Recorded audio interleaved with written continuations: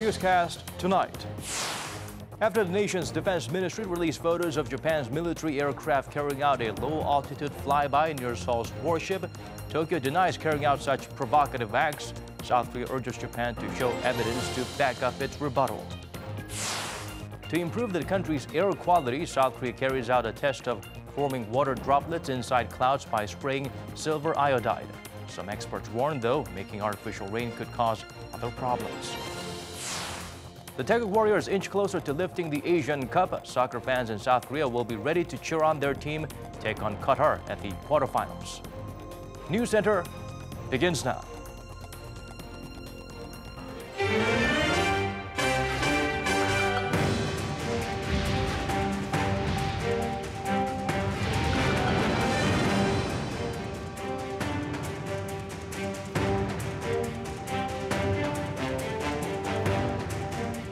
It's 8 p.m. here in Korea, live from our studio in Seoul. This is Arirang News Center. Welcome to our program.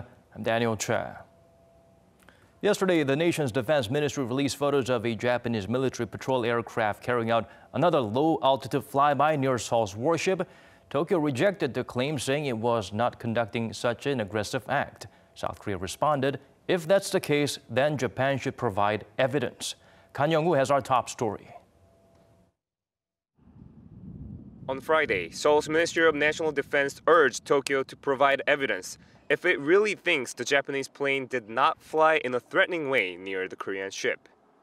A day earlier, the Defense Ministry released 5 photographs taken from the naval destroyer Daejeong, showing what it said was a Japanese maritime patrol aircraft flying near the ship in an aggressive manner at a low altitude.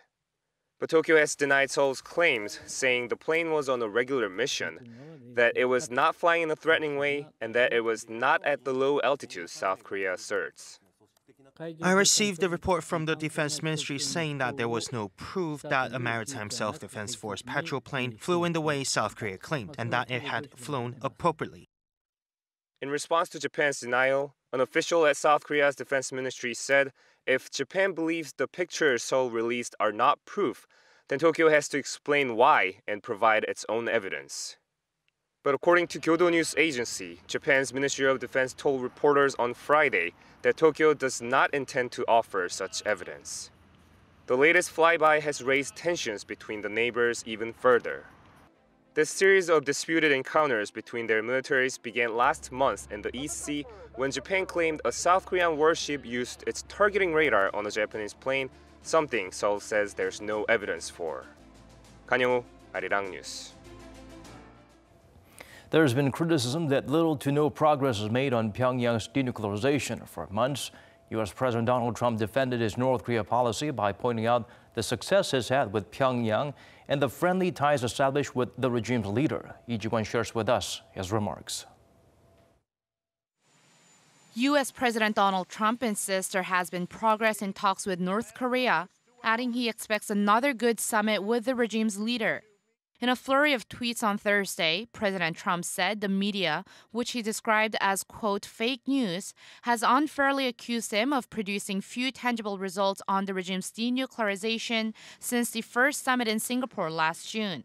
He said the evaluation is wrong and that from 40 years of doing nothing and being at the brink of war, he's built a relationship, brought back home hostages and Korean War remains, stopped rockets or missiles being fired, and most importantly, stopped nuclear testing, all in just 15 months.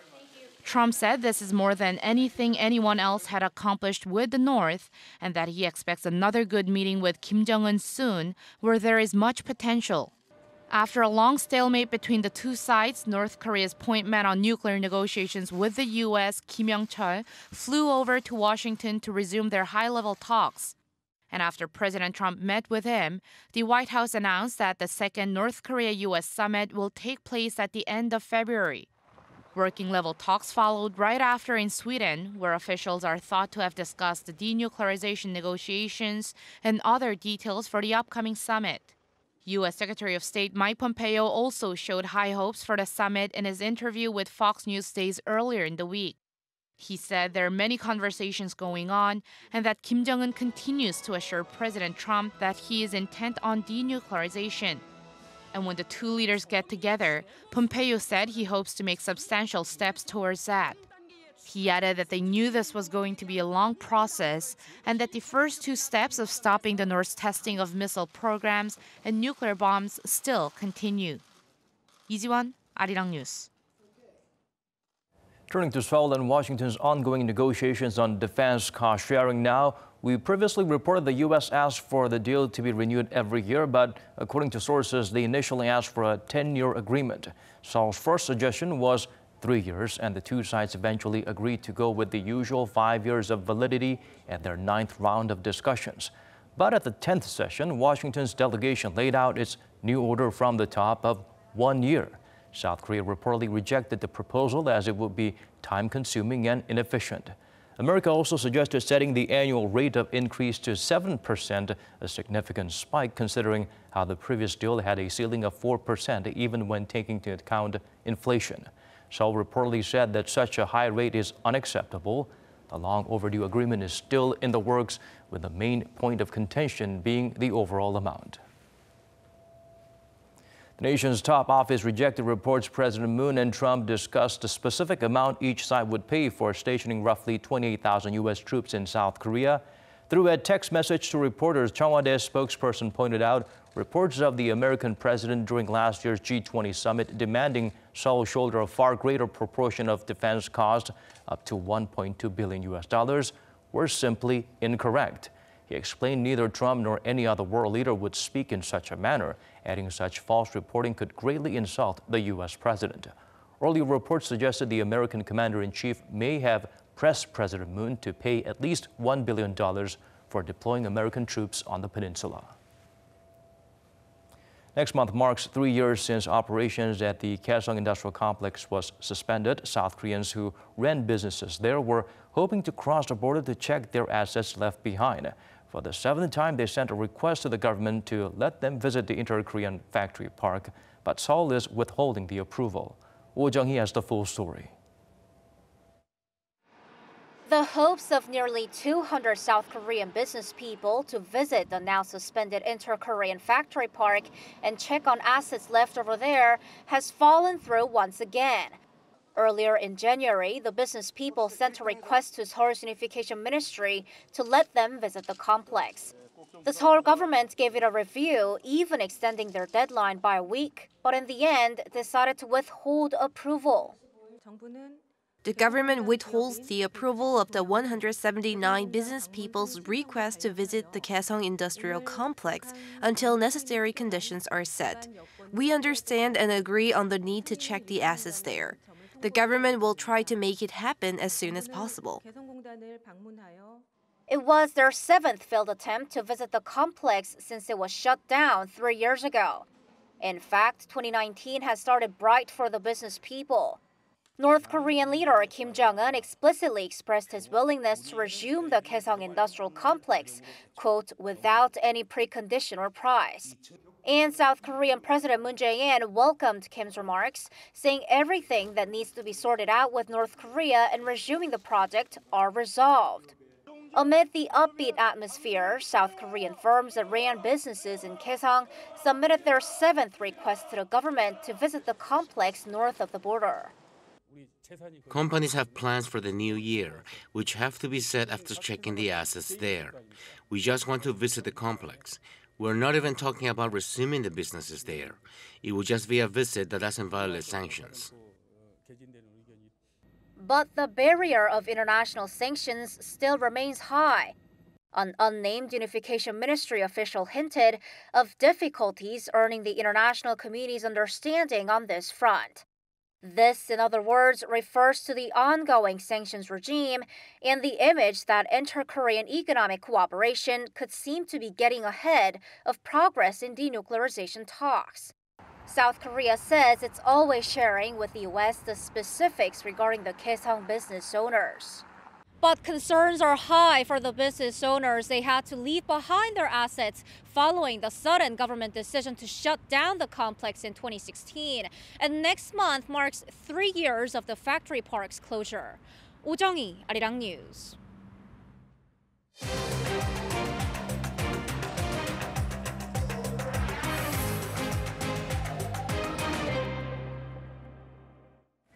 South Korea is creating artificial rain to try and reduce fine dust. A pilot project is launched today with planes spraying silver iodide over the western coastline of Gyeonggi-do province. Hong Yu zooms in on this new measure to improve the nation's air quality. Early Friday morning, South Korea began its first national-scale test of artificial rain to study its effectiveness in reducing fine dust. A plane took off from Gimpo Airport near Seoul, carrying silver iodide, a chemical that helps form water droplets inside clouds. It headed for the western coast of Gyeonggi-do province and went all the way down to the coast of Jeollabuk-do province. As it went, the plane sprayed 24 bursts of silver iodide above the clouds that had formed over the sea. Now officials on a ship are analyzing the changes in fine dust density and rain. It'll take a month to determine the effectiveness of the technique, but the government will announce the progress of their analysis next Monday. Some experts, however, have doubts about artificial rain, which has been tried in countries like Thailand and China. It has had a success rate of only about 40%. To reduce fine dust density by 10% would require more than 10 millimeters of rain in a period of 3 hours. Clouds in Thailand tend to rain a lot when seeded, but clouds in Korea are not the right kind for cloud seeding. Plus, making artificial rain in regions with high levels of fine dust could cause problems for other regions. The amount of moisture in the atmosphere is limited. If you're taking it to one spot or a certain spot that you want to, other people are going to lose that spot, lose that amount of rain. So the droughts are very severe in our country, and if you just are causing rain in a certain region, other people are going to lose that rain. The government has 14 more tests planned for this year.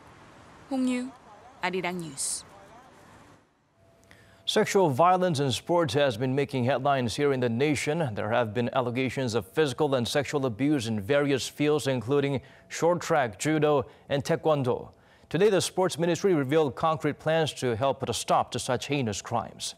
Won Jung-hwan outlines what they are. More detailed plans were laid out on the sporting arena. At a meeting of the Sports, Education and Gender Ministries on Friday, the Ministry of Sports gave more concrete details of its proposed measures to deal with the recent sexual abuse revelations in sporting circles.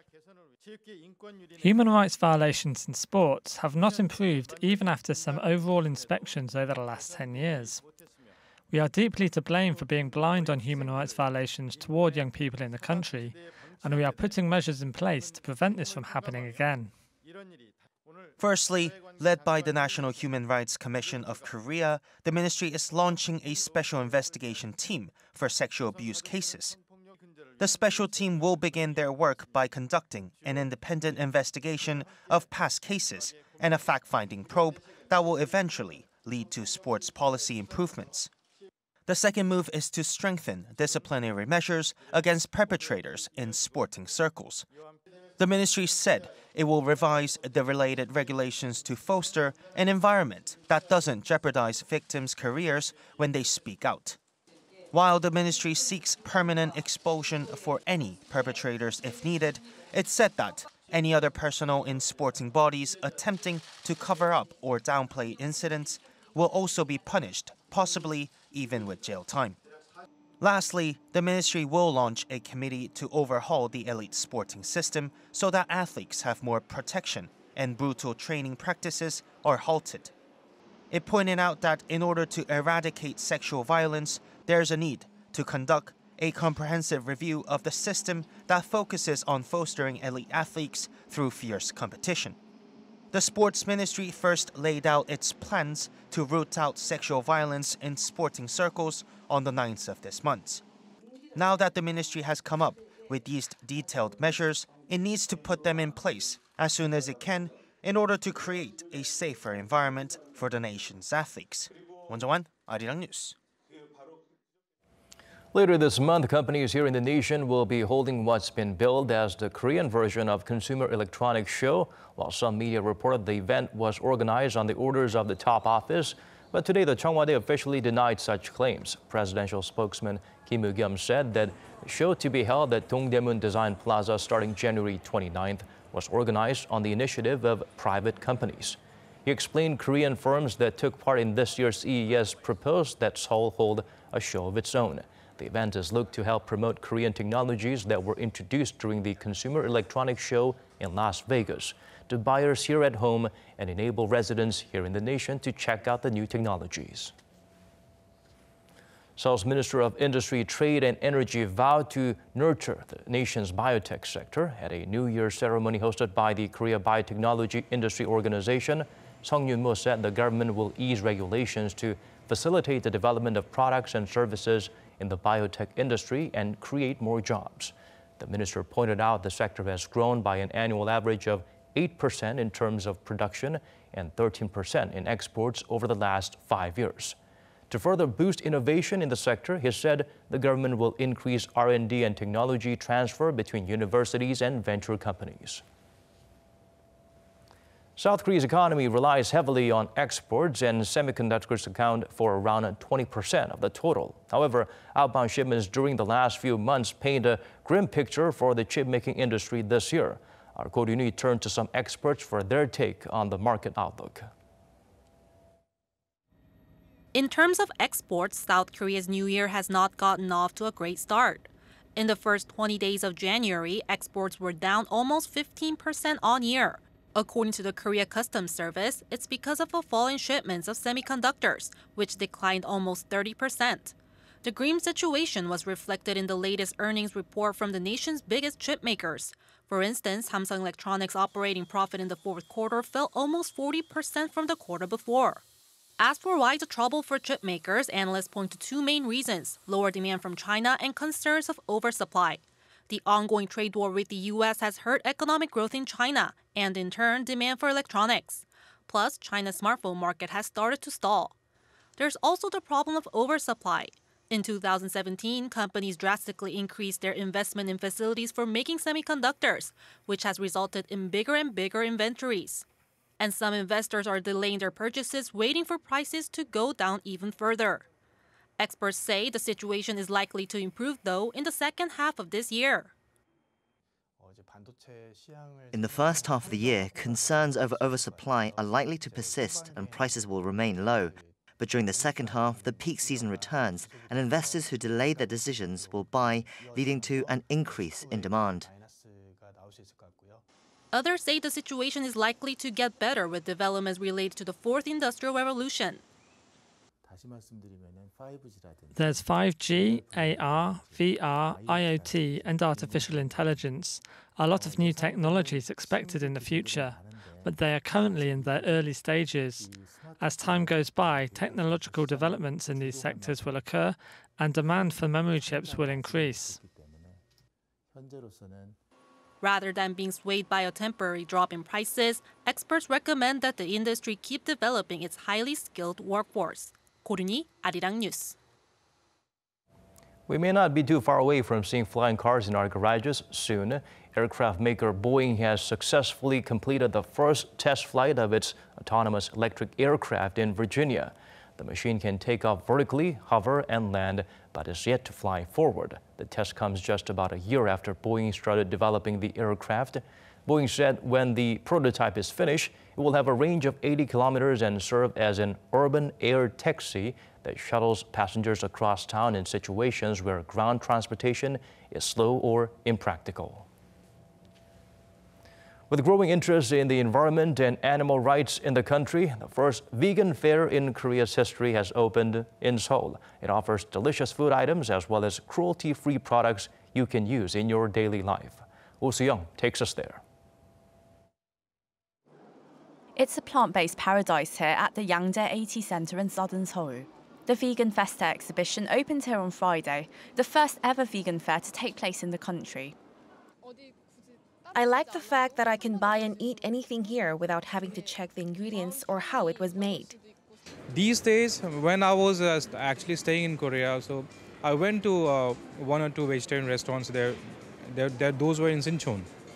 But that time the taste was not that good. But I have tasted few foods here, and the taste is quite becoming good and better every day. It's not just vegetarian food and snacks on display. There are all kinds of items that are made without the use of animal products, from kimchi and stir-fried dishes to soaps, fashionable handbags and fake fur coats. Fur clothes are popular because they're so beautiful, but the truth behind their making is shockingly tragic. We use European fabrics to create fake fur to put an end to the extreme pain and cruelty that the animals suffer.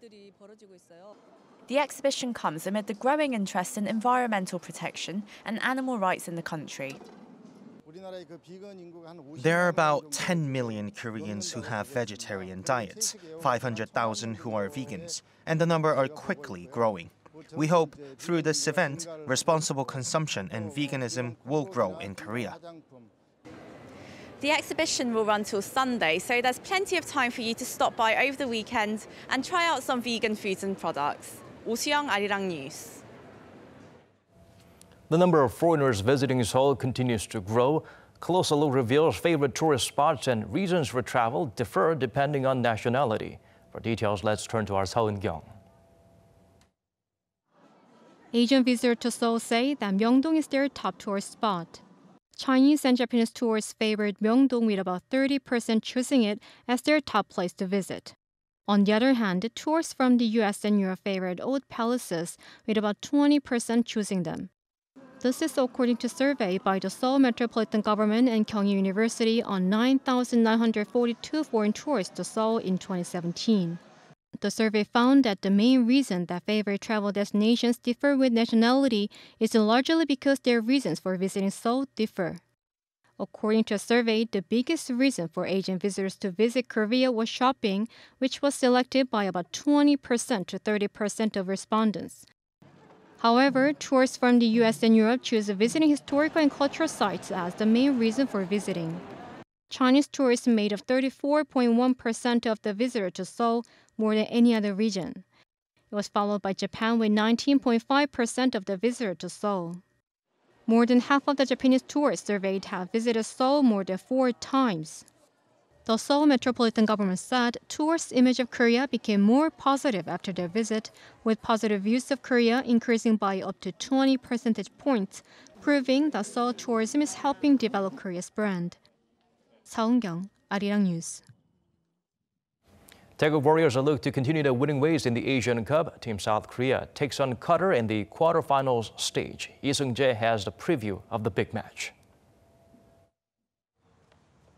Still recovering from their 120 minutes of play against Bahrain on Tuesday, South Korea will square off against Qatar, the host nation of the 2022 World Cup, in the Asian Cup quarterfinals at 10 p.m. Korea time.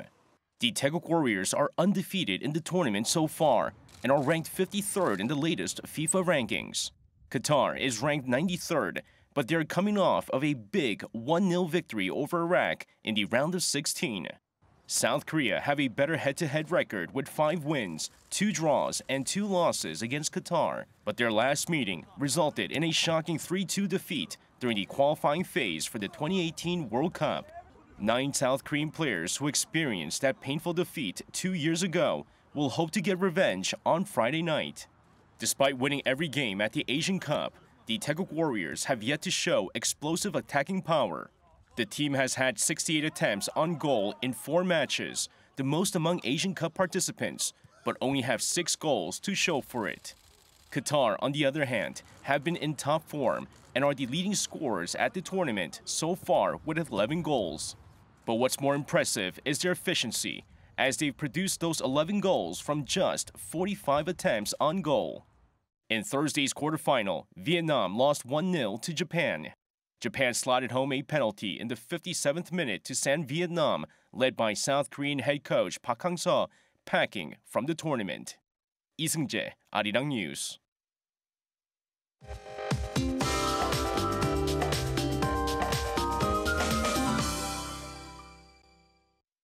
Time to turn to Michelle Bach at the Weather Center for the updates you need. Michelle, the winds expected to get stronger through the night, which will make it a lot colder nationwide.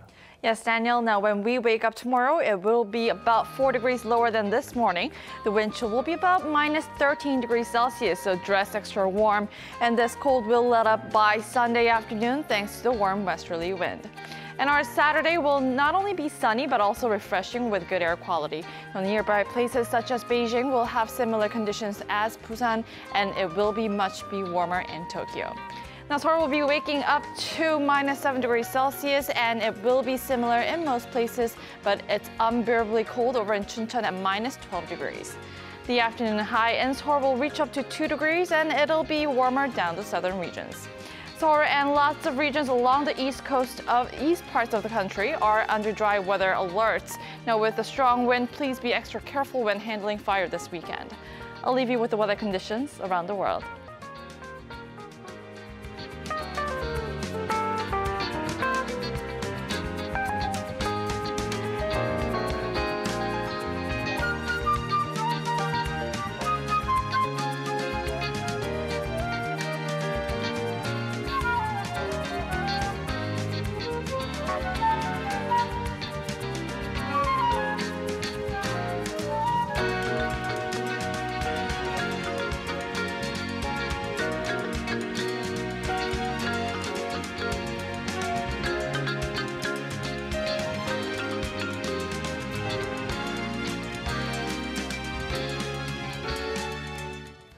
That's all we could pack into tonight's edition of Arirang News Center. Thanks for staying with us. Here's wishing you an incredible weekend.